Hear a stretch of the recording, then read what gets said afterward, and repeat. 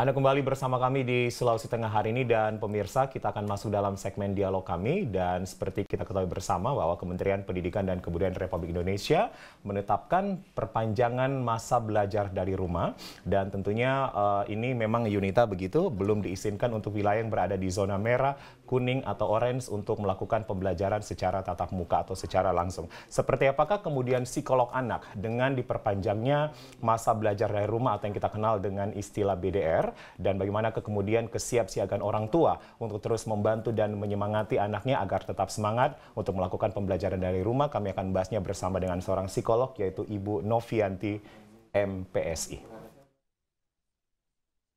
Ibu Novi, selamat sore. Selamat sore. Baik, sehat ya Bu Novi ya? Ya, sehat. Alhamdulillah sehat. Baik. Baik Ibu Novi, dengan diperpanjangnya program belajar dari rumah, apa tanggapan Ibu dengan melihat sisi psikologi anak, Bu? Ya, baik. Terima kasih. Jadi dengan diperpanjangnya belajar di rumah ini memang sebenarnya PR baru gitu, kayak PR tambahan lah buat orang tua dan anak itu sendiri. Karena kenapa? Kita lihat deh di media sosial gitu ya. Orang tua pada ngeluh, aduh ya Allah anak saya kok nggak ngerti diajarin kayak gini.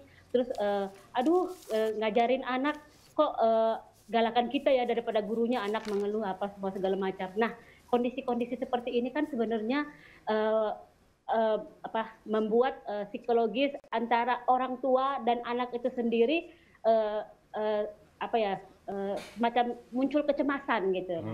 Bagaimana kita sebagai orang tua ini agar tidak menjadi cemas terhadap apa yang sedang terjadi sekarang ini, belajar diperpanjang di rumah, anak tidak menjadi trauma diajar oleh orang tuanya dan orang tuanya tidak pusing gitu mengajari anaknya. Itu sebenarnya antara pihak sekolah, dalam hal ini guru yang memberikan tugas, serta orang tua yang membimbing anaknya, dan anak itu sendiri harus ada kolaborasi atau koordinasi yang baik atau kerjasama yang baik. Bu Novi, kalau kita berbicara BDR atau masa belajar dari rumah, ini yang sebenarnya terbeban ada di pihak mana ini? Orang tua atau justru anaknya begitu, Bu? Sebenarnya dua-duanya terbebani gitu. Sebenarnya dua-duanya terbebani dalam arti seperti ini. Orang tua kan, kalau orang tua ada di rumah gitu ya, mungkin tidak terlalu begitu. Tetapi juga ada kendala-kendala lain seperti misalnya kalau anak SD mungkin orang tua masih bisa ngajarin gitu. Tapi kalau misalnya SMP atau anak-anak SD kelas 6 itu atau SMP itu kan pelajarannya agak sulit ya. Maksudnya kan pendidikan orang tua kita kan tidak semua sama gitu. Sehingga juga itu menjadi salah satu problem juga, mau ngajarin anak tapi nggak bisa. Ada juga walaupun mestinya dia bisa mengerjakan, tapi kadang-kadang kan kita orang tua yang bekerja, terus antara membimbing anak dengan bekerja itu disinkronkan, itu kan memiliki kendala tersendiri lah yang akhirnya sama-sama menjadi tegang gitu. Bisa jadi seperti itu.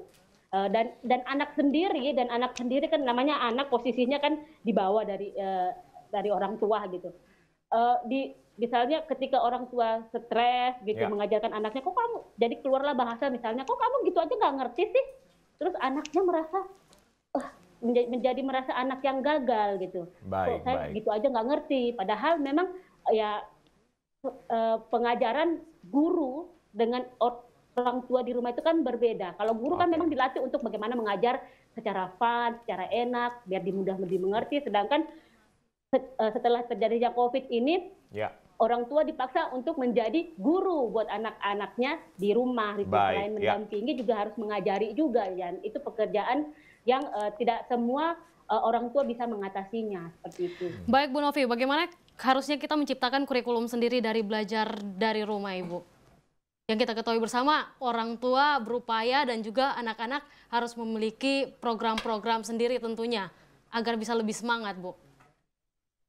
Oke, jadi begini, seperti saya bilang, ada koordinasi antara guru sebagai pemberi tugas dengan orang tua dan anak. Nah, guru yang harus dilakukan adalah ketika memberikan tugas, berilah tugas yang yang jelas, dalam arti begini, apakah ya tugas ini untuk mengembangkan kognitifnya atau keterampilannya. Nah, ketika untuk mengembangkan kognitifnya, kita memberikan pertanyaan-pertanyaan yang mudah dipahami oleh orang lain, terutama oleh si anak. Nah, ketika guru memberikan tugas untuk mengembangkan keterampilannya, harus juga dijelaskan langkah-langkah yang harus dilakukan, apa saja langkah-langkah yang dilakukan untuk menyelesaikan tugas tersebut. Jadi semuanya harus jelas. Ketika ini terjadi, orang tua dan anak di rumah bisa paham. Nah, sekarang tugas dari orang tua adalah dia sebagai controller atau mengontrol anaknya untuk mengerjakan, sebagai mengawasi anaknya untuk mengerjakan dan melihat anaknya memiliki kesulitan di mana. Ingat ya, hanya sekedar mengontrol dan melihat pola pikir anak itu seperti apa. Baik. Bukan ikut mengerjakan. Baik. Seringnya orang tua itu suka salahnya gini, karena orang tuanya stres ngajarin anaknya nggak ngerti-ngerti, hanya udah deh mama aja yang kerjakan gitu. Akhirnya anaknya soalnya dikerjakan oleh orang tuanya, yang penting selesai dikumpul gitu. Dan seperti itu. Bu Novi, dan hal ini tidak baik untuk anak itu. Baik. Kenapa? Karena itu sama saja dengan kita membuat anak tidak mandiri.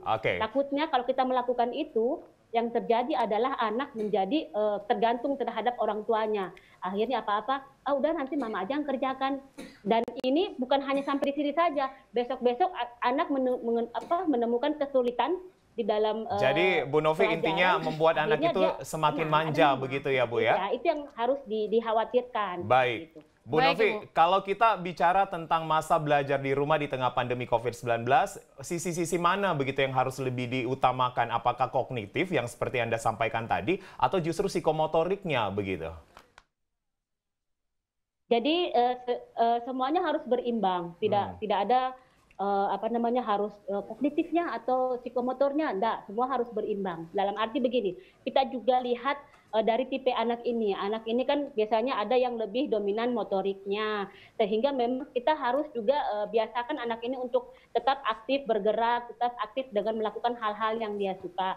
Ada juga anak yang suka mencari mengembangkan kognitifnya dalam hal ini, mencari informasi-informasi yang dia suka. Nah, itu semuanya kita melihat lagi terhadap anak kita minatnya di mana, dan harus juga kita sesuaikan dengan apa yang ada di sekolah seperti itu. Kalau di sekolah itu memberikan tugas untuk mengerjakan yang melatih motorik, ya kita membantu anak untuk mengerjakan itu. Ketika kognitif, ya kita juga membantu mengawasi anak untuk menyelesaikan tugasnya seperti itu. Jadi tidak ada yang mana yang lebih harus ditingkatkan. Semuanya harus berimbang ya, antara psikomotorik dan juga kognitif. Ya. Baik Bu Novi, apakah sumber-sumber belajar bisa didapatkan dari sosial media, Ibu? Seperti yang kita ketahui, di saat program belajar dari rumah, maraknya anak-anak menggunakan gadget, Bu. Ya. Jadi memang ada memang dari sebagian sekolah yang memang mengakomodir pelajaran itu dari beberapa aplikasi-aplikasi yang ada di internet begitu ya. Ada juga yang maksudnya lewat pertemuan seperti Zoom seperti ini gitu.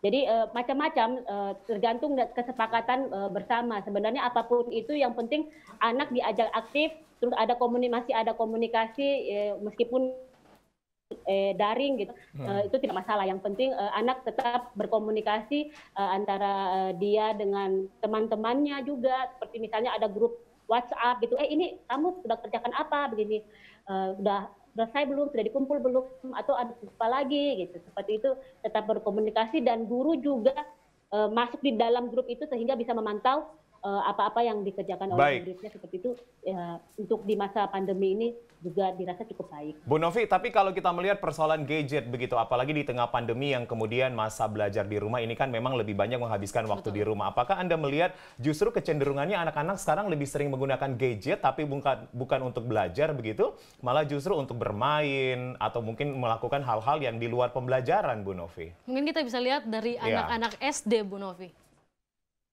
Iya. Jadi memang tidak bisa dipungkiri ya, gadget itu seperti dua mata pedang ya, yang istilahnya yang satu bisa membuka cakrawala berpikir anak, yang satu lagi juga bisa menjerumuskan ketika gadget itu salah digunakan. Nah di sini lagi kembali lagi nih pantauan dari orang tua gitu, sejauh mana gadget itu digunakan oleh anak tersebut untuk menyelesaikan tugas-tugasnya atau mencari informasi-informasi yang seharusnya mereka dapatkan, bukan hal-hal yang lain. Tapi memang tidak bisa dipungkiri bahwa anak-anak sekarang edik terhadap game, edik terhadap sesuatu yang di luar pelajaran itu kita tidak bisa pungkiri.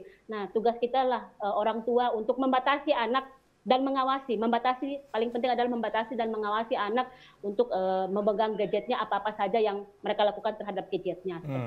Oke, kalau kita lebih spesifik, kalau kita berbicara tentang anak ini kan, apalagi anak tingkatan pendidikan itu ada berbeda-beda, SD, SMP, dan juga SMA begitu. Apa yang sebenarnya treatment yang harus dilakukan gitu? Karena memperlakukan anak SD akan beda dengan memperlakukan anak SMP dan SMA begitu. Apa yang harus dipelajari oleh orang tua, Bu Novi? Ya, jadi kalau dengan anak SD mungkin pembelajarannya itu kita masih bisa mendikte, begitu kan? Mendikte anak tersebut. Tetapi berbeda ketika anak sudah menjadi remaja, gitu.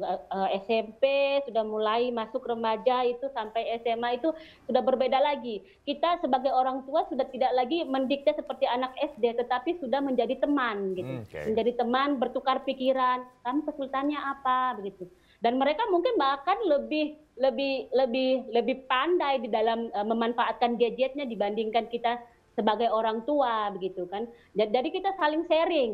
Kamu kesulitannya di mana? Apa yang harus ibu lakukan atau apa yang harus ibu persiapkan untuk kebutuhan kamu di dalam pembelajaran ini, seperti itu. Jadi lebih ke kita seperti teman, kalau di dalam hal ini seperti teman. Jadi saling sharing, saling menanyakan apa yang menjadi kebutuhan anak tersebut, sehingga kita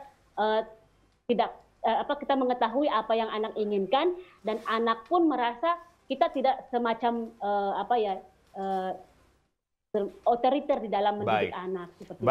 Baik, Bu Novi, terima kasih banyak telah bergabung bersama kami, sudah mendapatkan informasi bagaimana kemudian orang tua dapat lebih lagi menyemangati anaknya di tengah masa belajar dari rumah yang diperpanjang. Terima kasih Ibu Novianti, MPSI, psikolog, telah bergabung bersama kami. Selamat sore, salam sehat selalu, Bu.